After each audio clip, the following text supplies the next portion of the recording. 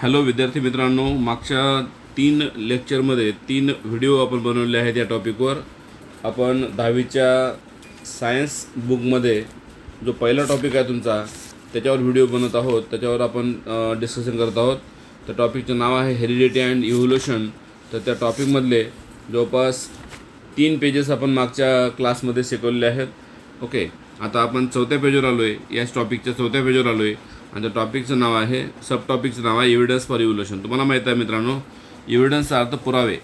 Evolution जे झालेलं आहे, आत्ता जे आपण पाहतोय, ह्यूमन आहे, प्लांट आहेत, अँजिओस्पर्म आहे, हायर प्लांट्स आहेत, हे जे सगळे इव्होल्यूशन झालं आहे ते सगळं इव्होल्यूशन कसं झालं, कोणापासून कोण बनलं, कोणत्या सजीवापासून कोणते सजीव आले, या सगळ्यासाठी जो पुरावा आपण शोधतोय त्या पुराव्याला म्हणतात एव्हिडन्स फॉर या एव्हिडन्स ऑफ इव्होल्यूशन। ओके, तर हेडिंग काय मग, evidence of evolution.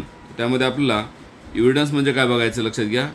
Collective thinking upon all above mention theories implies that, आपण वर पाहिले इव्होल्यूशनच्या वेगळ्या थेरी आपण पाहिल्या, कोणकोणत्या, सुपरनॅचरल थेरी पाहिली, ओके, पॅन्सपर्मिया थेरी पाहिली, केमिकल थेरी पाहिली, अबायोलॉजी थेरी पाहिली, हे वेगळ्या थेरी पाहिल्या आपण ना। त्या थेरीच्या सगळ्या विचार करता, okay, implies that evolution is everlasting process of changes. तुम्हाला माहीत आहे इव्होल्यूशनमध्ये काय होतं, मग सजीवामध्ये बदल घडतात आणि however it need prove it. Okay, it need prove it म्हणजे आपलं काय करायचं, मग प्रूव्ह करायचं आहे। Following are the various proof available in support of the theories mention above. खाली आपण काय करणार आहोत, मग following are the various proof, खाली आपण काय प्रूफ पाहणार आहोत, अवेलेबल आहेत support the theory mention above, म्हणजे वरचे थेरी आहेत इव्होल्यूशनच्या, त्या थेरीला सपोर्ट करणारे काही प्रूफ आपल्याला स्टडी करायचे आहेत। तर त्यातला पहिली हेडिंग आपण घेतोय। हेडिंगचं नाव आहे एव्हिडन्स, हेडिंगचं नाव आहे एव्हिडन्स ऑफ इव्होल्यूशन। काय नाव आहे, एव्हिडन्स या एव्हिडन्सेस ऑफ इव्होल्यूशन। तर ॲक्च्युली तुमच्या सिलेबसमध्ये, तुमच्या बुकमध्ये टोटल 6 एव्हिडन्स त्यांनी दिलेले आहेत। किती, 6 एव्हिडन्स दिलेले आहेत। त्यातला पहिला एव्हिडन्स आपण घ्यालो आहे, मग फर्स्ट एव्हिडन्स घ्यालो आहे, that is morphological evidence. Morphological evidence. Okay, एव्हिडन्सचा अर्थ तुम्हाला कळलेला आहे। एव्हिडन्सचा अर्थ पुरावा, म्हणजे सजीवामध्ये इव्होल्यूशन होताना कोण्या सजीवापासून कोणत्या सजीव आले, त्या सजीवांचे ॲन्सिस्टर कोण आहेत, त्यांचे पूर्वज कोण आहेत, त्यांच्यामध्ये काय सारखेपणा आहे, या सगळ्यांचा स्टडी करणं त्याला म्हणतो आपण मॉर्फोलॉजिकल एव्हिडन्स। लक्ष द्या, observe that following image and note the similarity between the given animal image and plant image. तुम्हाला पिक्चरमध्ये बघा 2 इमेज दिसतात खाली, कोणकोणत्या, वर ॲनिमलच्या इमेज आहेत ह्या आणि खाली प्लांटच्या इमेज आहेत।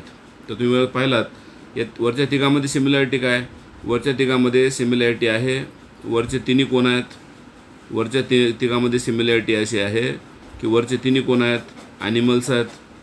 म्हणजे याचा अर्थ यांचं जे मॉर्फोलॉजिकल फीचर आहे, बाह्यांग आहे, हे कसं आहे बघूया।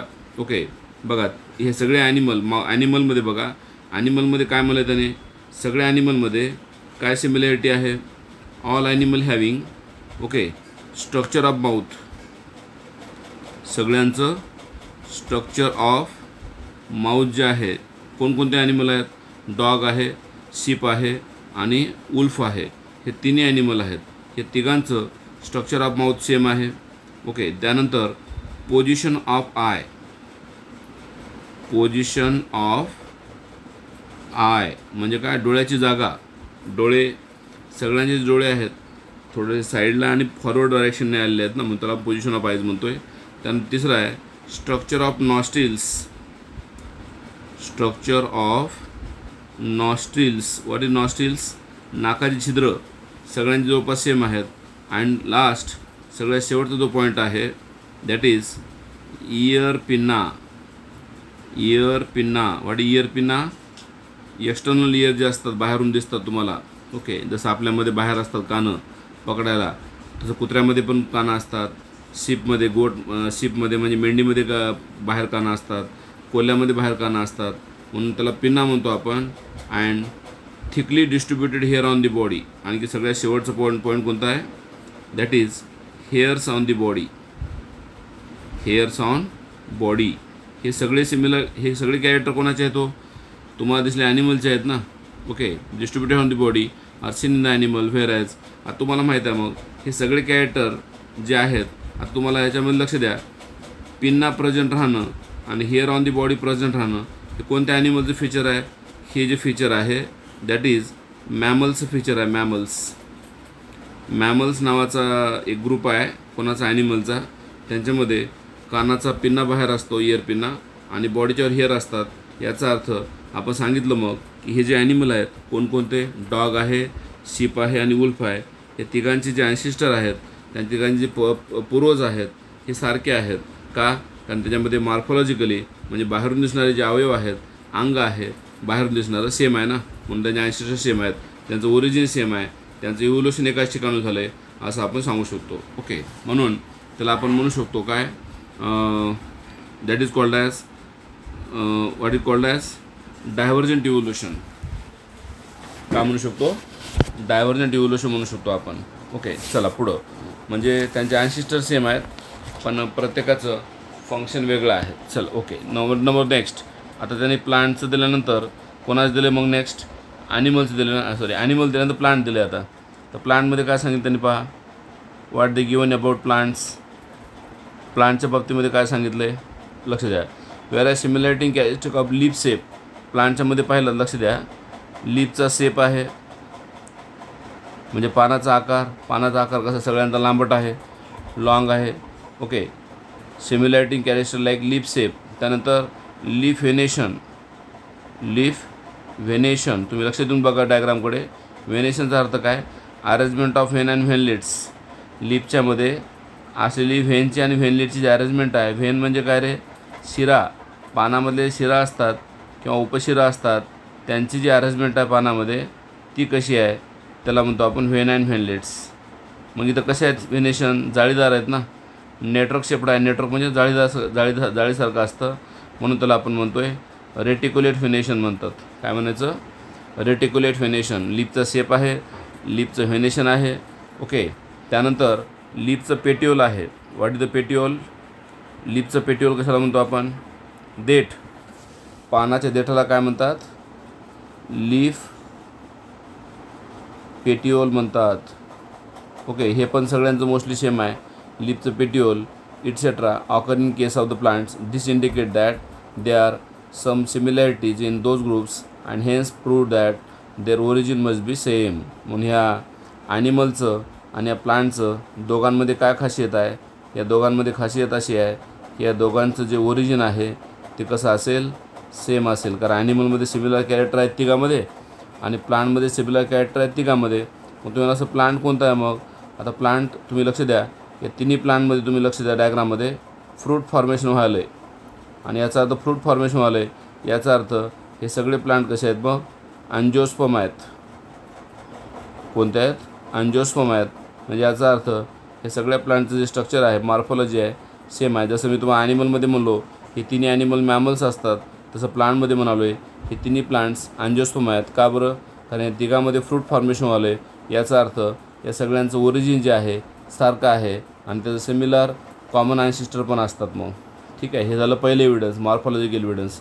आता दुसरं एव्हिडन्स आहे, second type of evidence. Okay, is called as anatomical evidence. लक्ष देऊन आहे का?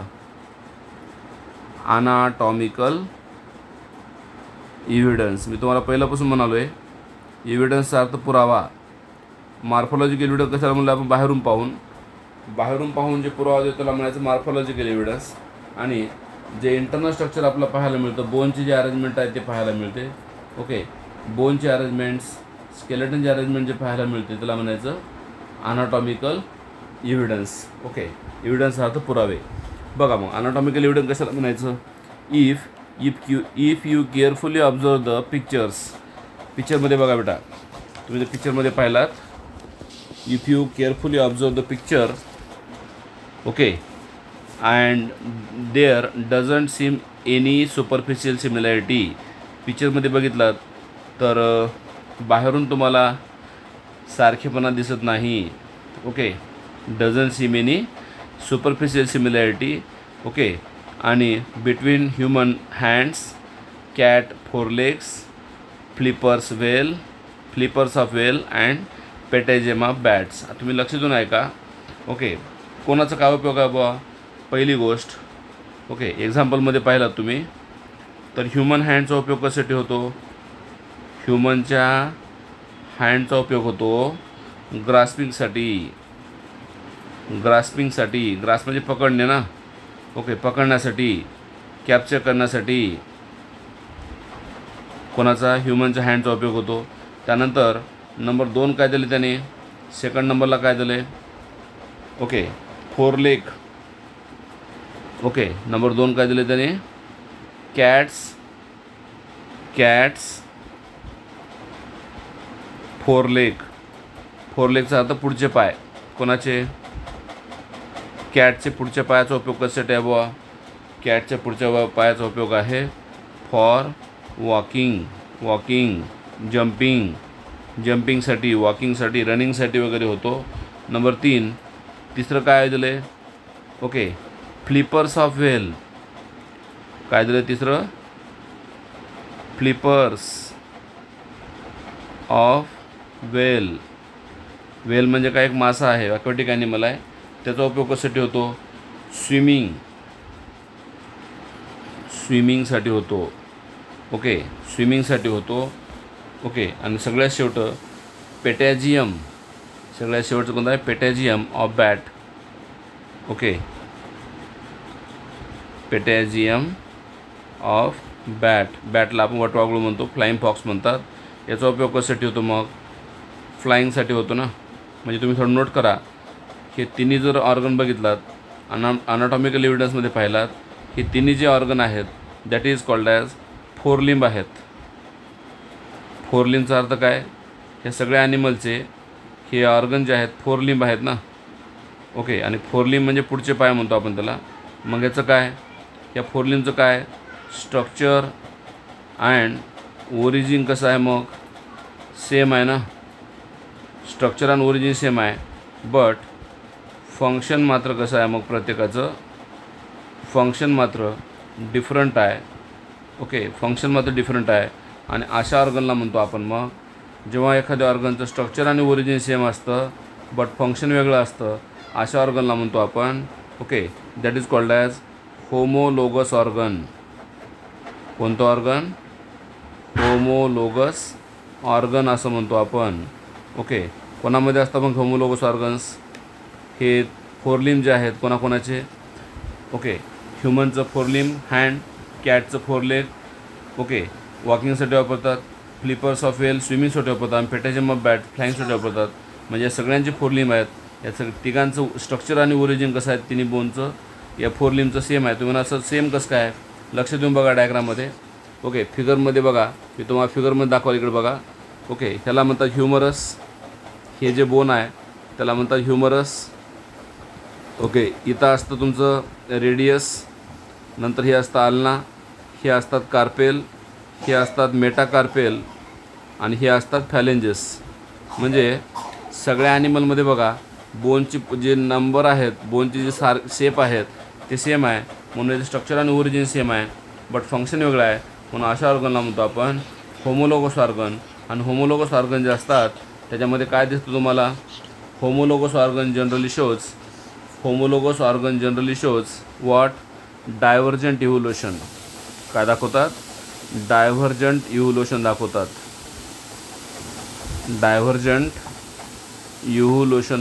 What is the meaning of divergent evolution? ज्यांचे अँसिस्टर सेम आहेत बट त्यांचे फंक्शन काय आहेत? वेगळे असतात. डायव्हर्जनचा अर्थ वेगवेगळेपणा, म्हणजे त्यांचे पूर्वज प्राचीन जे अँसिस्टर आहेत ते कसे आहेत? सेम आहेत, बट त्याचं फंक्शन कसं आहे? प्रत्येकाचं वेगळं आहे. म्हणून हे तुम्हाला काय दाखवतं आहे?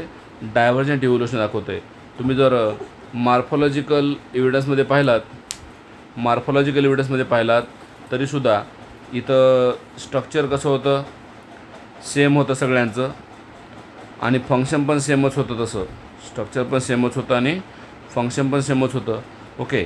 आणि ॲनाटॉमिकलमध्ये मात्र स्ट्रक्चर आणि ओरिजिन सेम आहे बट फंक्शन डिफरंट आहे म्हणून त्याला आपण अनॉटॉमिकल एव्हिडन्स म्हणतो आहे.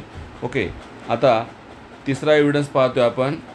ओके, तुमच्या बुकमध्ये बघा काय म्हणलं आहे. If you carefully observe the picture there is doesn't seem only superficial similarity between the human hands वगैरे तुम्हाला सांगले. ओके, हां, whale and patagium bat similarly use of each of the structure as different. बघा म्हणजे structure जर तिचं चौघांचं same असेल, चौघांचं structure same असेल पण चौघांचा यूज मात्र वेगळा आहे ना. यूज कसा आहे, वेगळा आहे. Okay, however there is similarity in structure of bone and bony joints in organs of each of those animal and this similarity indicate that those animal may have common ancestor. म्हणजे याच्यावरून आपल्याला कळतं की या सगळ्यांचे बोन जे आहेत ते सारखे आहेत म्हणजे यांचे ॲन्सेस्टर सेम आहेत. म्हणून हे कोणतं इव्होल्युशन दाखवलेत, डायव्हर्जंट इव्होल्युशन दाखवतात. आणि ऑर्गनला म्हणायचं होमोलोगस ऑर्गन. लक्ष द्या, पुढं काय म्हणलं आहे, which are the different organ in body of organisms. आपल्या बॉडीमध्ये कोणकोणते ऑर्गन असतात. जसं तुम्हाला माहीत आहे, स्टमक आहे, लंग्स आहे, किडनी आहे, ब्रेन आहे, हार्ट आहे. हे सगळे आपल्या बॉडीमधले कोण आहेत, ऑर्गन्स आहेत. आणि each organ are useful for organism. त्यांनी पुढं सांगितलं आहे की आपल्या बॉडीमधले सगळेच ऑर्गनचा आपल्या बॉडीला यूज होतो का. आपल्या बॉडीमधल्या सगळ्याच ऑर्गनचा आपल्या बॉडीला यूज होतो का. आपण त्याला म्हणू शकत नाही, नो म्हणू शकतो. ओके, कारण सगळ्याच बॉडीच्या ऑर्गनचा यूज होत नाही. आणि मग त्या ऑर्गनला काय म्हणतात, वेस्टिजियल ऑर्गन म्हणतात. काय कोणते ऑर्गन म्हणतात, vestigial organ. Collect the information of geological dating and present in the classroom. Now next point आहे तुम्हाला बुकचा दिलेला, vestigial organ. Evidence of evolution आपण पाहतो आहे. आणि एव्हिडन्स ऑफ इव्होल्युशनमध्ये आपण तिसरं एव्हिडन्स पाहिलो आहे, थर्ड एव्हिडन्स पाहिलो आहे.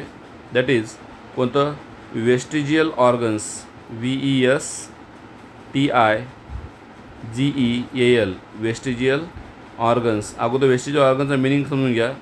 असे ऑर्गन की जे बॉडीमध्ये प्रेझेंट राहतात पण त्या त्या ऑर्गनचा बॉडीला काही फायदा होत नाही, अशा ऑर्गनला म्हणायचं वेस्टिजियल ऑर्गन्स. बघा लक्ष देऊन ऐका, असतात पण बॉडीमध्ये फंक्शन करत नाहीत. Degenerated or under developed useless organ. लक्ष द्या, डिजनरेटेडचा अर्थ काय रे, नस झालेले. अंडर डेव्हलप्ड अर्थ काय, अविकसित. युजलेसचा अर्थ उपयोगी नसलेले organ of organism are called as vestigial organ. For example, सापाचे पाय असतील, आपल्यामधला इयरचं मसल असतील, किंवा विजडम टीथ असेल. ओके, किंवा मग टेल बोन असेल, मंकी बोन असेल, माकड हाड असतं त्याला कोक्शियल म्हणतो, कोकिक्स म्हणतात. तर हे जे आपल्या बॉडीमध्ये ऑर्गन्स आहेत पण त्याचं काही काम नाही ना, त्याला आपण युजलेस ऑर्गन म्हणू शकतो. ओके, आणि तशा ऑर्गनला काय म्हणायचं, मग जे ऑर्गन बॉडीमध्ये युजलेस आहेत तशा ऑर्गनला काय म्हणायचं, वेस्टिजियल ऑर्गन म्हणायचं. काय म्हणायचं, वेस्टिजियल ऑर्गन. म्हणजेच काय, organ present in body, okay, but are useless.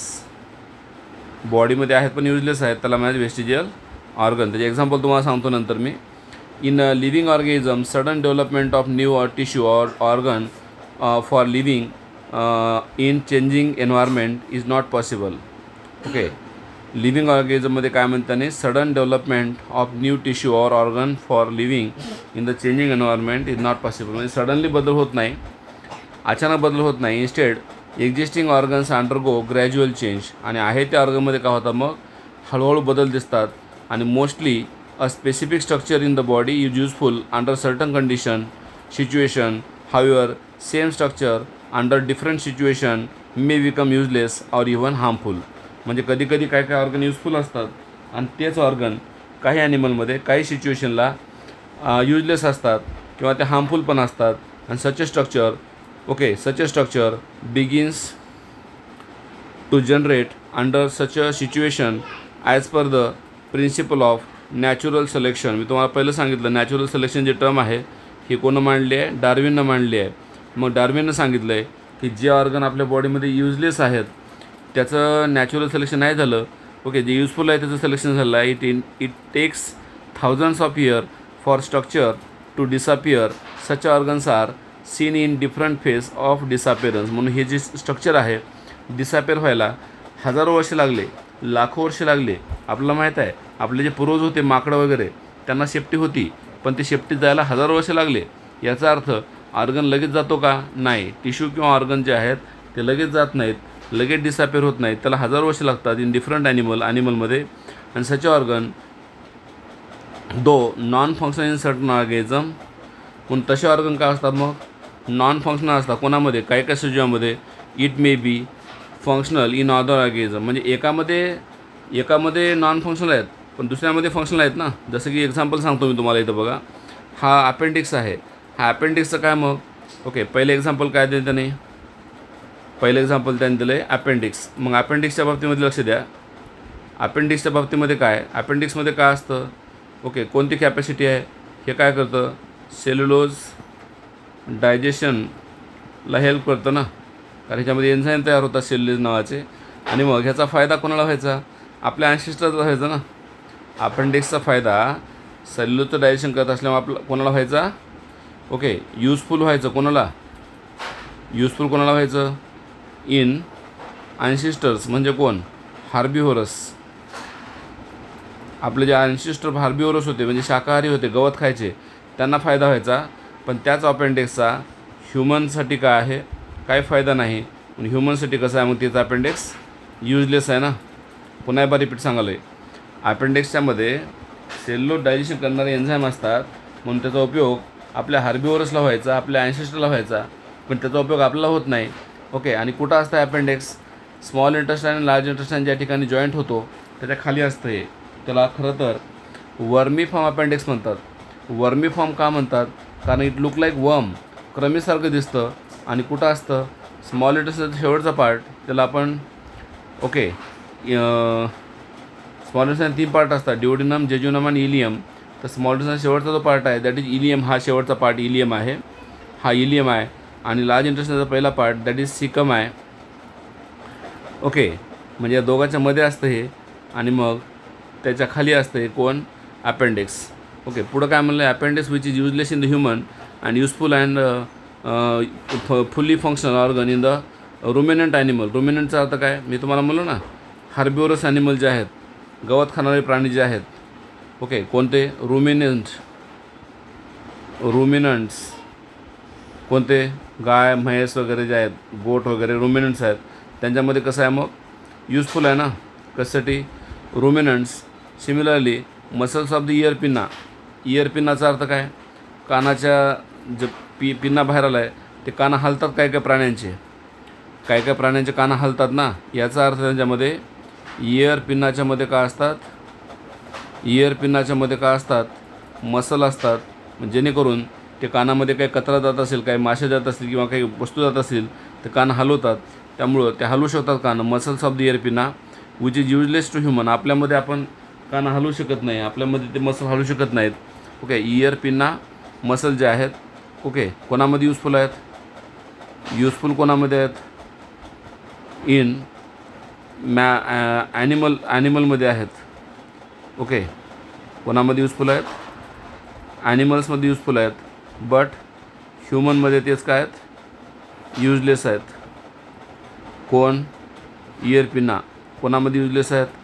ह्युमनमध्ये useless आहेत. कारण इयर पिन्नाच्या मसल आपण हलवू शकत नाही. 2 झाले. ओके, तिसरं झाले are useful in the human and are useful in the monkey and movement of ear pinna. मग युजफुल कोणामध्ये आहेत? युजफुल इन ॲनिमल लाईक मंकीमध्ये युजफुल आहेत. ओके, डॉगमध्ये युजफुल आहेत. Are useful in the monkey and movement of the ear pinna. Okay, मंकीमध्ये useful आहेत ear पिन्नाचे मसल, पण ह्युमनमध्ये युजलेस आहेत. ओके, तिसरा ऑर्गन द्यायला आपण थर्ड. कोणता? That is various vestige organ like tail bone, ज्याला मराठीमध्ये आपण म्हणतो माकड हाड किंवा त्यालाच कोकिक्स म्हणतात. COCCYX कोकिक्स म्हणतात, मंकी बोन म्हणतात. ओके, आता ह्याचा उपयोग कोणामध्ये व्हायचा? ओके, हे युजफुल कोणामध्ये होते? युजफुल होते मंकीमध्ये, कारण मंकीमध्ये टेल होती ना. बट ते युजलेस आहेत कोणामध्ये? युजलेस कोणामध्ये आहेत? ह्युमनमध्ये त्या टेल बोनचा काहीच फायदा नाही. ओके, आहे ते फक्त प्रेझेंट आहे फक्त बस. आणि सगळ्यात शेवटी काय? Wisdom teeth. मी तुम्हाला थोड्या वेळाखाली सांगितलं. विजडम टीथला मराठीमध्ये म्हणतात अक्कलदाडा. जे 18 इयरला येतात. ओके, कधी येतात? 18 इयरला येतात. ओके, किती असतात ते? ओके, टोटल 4 टीथ असतात. अक्कलदाढा 4 टीथ असतात. ओके, त्याच्या अगोदर आपल्या 28 दात आलेले आहेत ना मग ऑलरेडी. ह्युमनला दातं किती असतात? 32 दातं असतात. त्यातले 32 पैकी 4 दातं कधी येतात?